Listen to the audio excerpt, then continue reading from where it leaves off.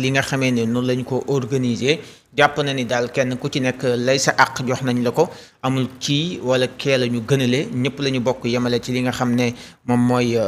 ci biir élection yi ak organisation bi jàpp na ni amul dara loo xam ne mënees na ko reprocher nguur gi fi nekk ba ji jamono muy àddoo jàpp ne daal lépp mat na li des rek mooy ñu bàyyi ñi nga xam ne ñooy président ñooy askanu Sénégal ñu tànnal seen bopp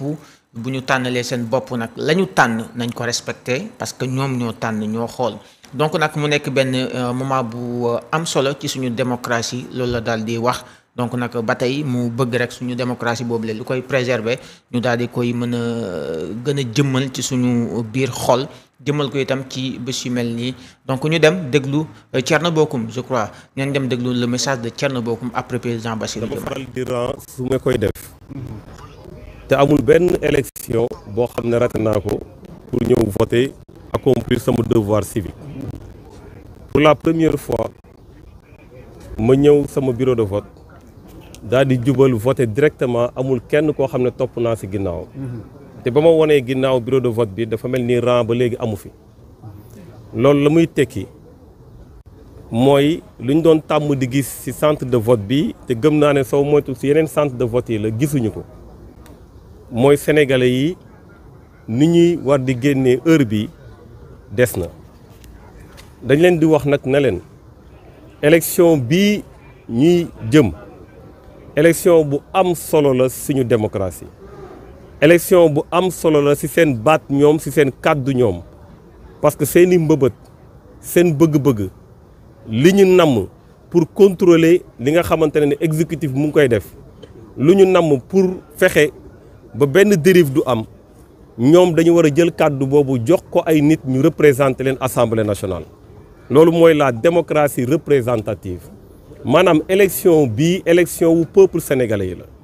élection bii élection la pour tànn ñi leen di teewal assemblée nationale la moo tax ñu ngi leen di woo ngeen génn massivement ngeen voter massivement am nañu Sénégal tradition électorale xam ngeen nu ñuy voter di ngeen ko def ci jàmm di ngeen ko def ci teraanga te jàpp nañ ne à chaque fois ñu voter suñu xëyee dañuy dem liggéeyi waaye aussi tàmm nañ di gis sénégalais yi it ñu voter ñu accomplir le devoir citoyen moo tax dañuy ñaax population yi ñu génn massivement ñu dem voter ji choisir tànn seeni député yu leen war a représenter assemblée nationale député yi nga xamante ne dañu war a saytu ñi fi nekk tey liggéey bu ñu war a def ñu saytu ko xool lu ci baax ak lu ci baaxul ñu mën a teewal population yi. beneen bu ma ci yokk mooy ni population yi amee habitude voter noonu la administration sénégalaise am habitude organiser ay élections. Le Sénégal est un pays démocratique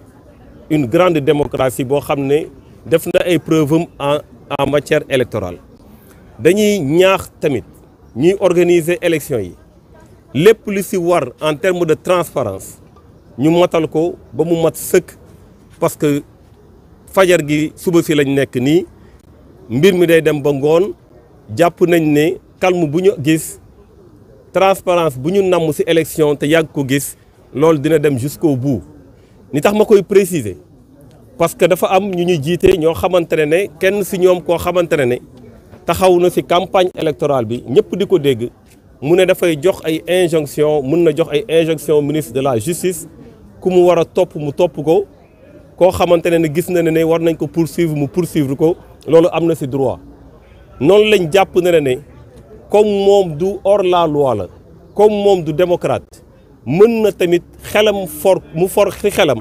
ne war naa jox ay injonction ministre de l'intérieur ci ni ñuy dérouler élection yi war na jox ay injonction ministre de la justice par rapport ak candidats yi parce que rumeurs yi bëri na ci ay arrestations yu ñu bëgg a def ci ay candidats rumeurs yi bëri na par rapport ak lu ñu bëgg a def ci élection yi donc ñu ngi ñaax administration bi ñu ngi wax le ministre de l'intérieur et le ministre de la justice ñu jël toutes leurs responsabilités on a besoin dañu soxla dem ci ay élections libres et transparentes dañu soxla suñu démocratie mu wanewaat boppam tey dañu soxla au soir du 17 te muy tey jii sénégalais yi ñu exprimé wu te sénégalais yi seen décision boobu ñu respecté ko jërëjëf. Depuis 2000 que je vote ici. C'est la première fois que je n'ai pas eu à faire la queue. Il m'est arrivé de voter à toutes les élections. Pour la première fois, je suis entré dans le bureau de vote sans faire la queue, sans avoir d'autres électeurs derrière moi. Ce qui veut dire que l'effervescence que nous avons l'occasion d'avoir en ces occasions, et disons à cette heure d'élection, cette effervescence n'existe pas, en tout cas ici au niveau de l'école HLM Grand Médine des Parcelles Assainies.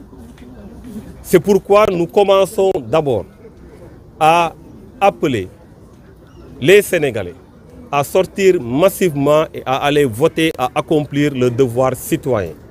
C'est extrêmement important pour eux de voter parce qu'il s'agit d'élire des députés. Nous sommes dans le cadre de la démocratie représentative. Les populations qui ont comme souhait qu'il y ait un contrôle de l'action gouvernementale, les populations qui ont comme souhait de voir des lois qui ne sont pas du tout scélérates ou des lois qui ne leur portent pas préjudice ne soient pas votées, des Sénégalais qui sont soucieux du fait qu'ils doivent être représentés au niveau de l'Assemblée nationale. Ces Sénégalais-là ont l'occasion aujourd'hui d'élire des députés. Donc c'est extrêmement important qu'ils sachent que la seule manière de faire porter leur voix, la seule manière de faire porter leurs préoccupations, c'est d'élire des députés à l'Assemblée nationale. Donc nous les invitons de sortir massivement,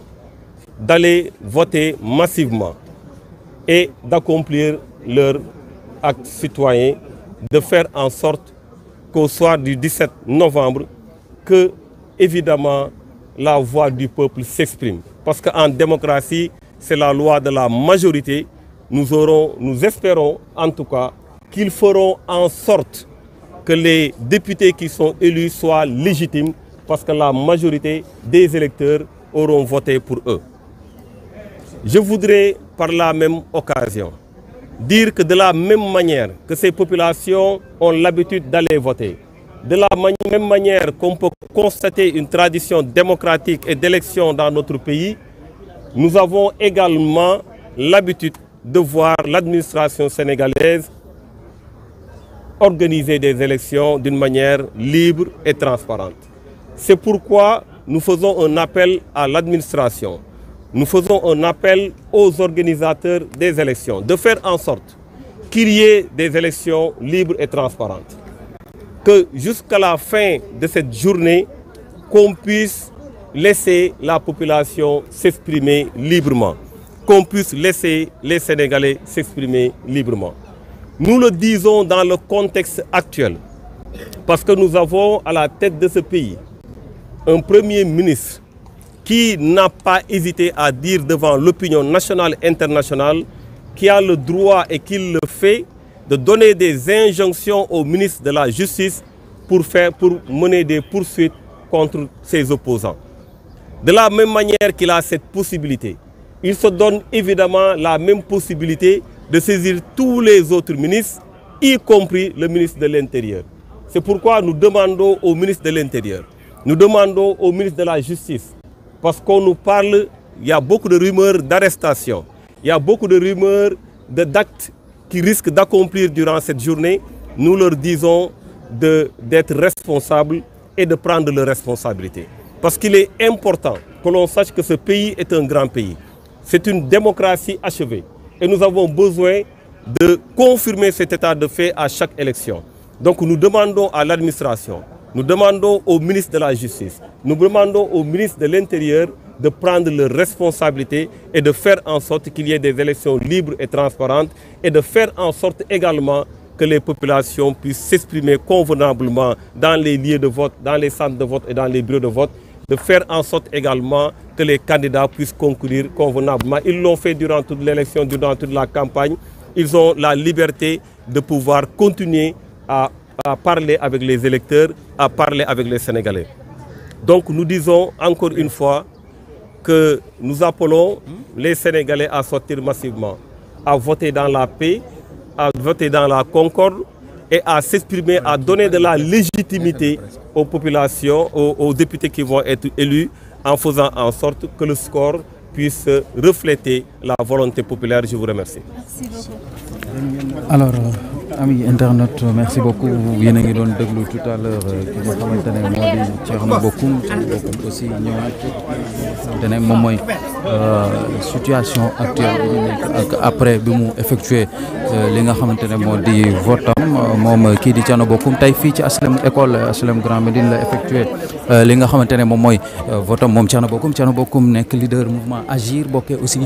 ci coalition Sàmm Sa Kàddu bi nga xamante ne si bopp ba kii di Barthélémy Diaz moo fa nekk donc moom Thierno Bocoum tey effectué na votam fi nga xamante ne moo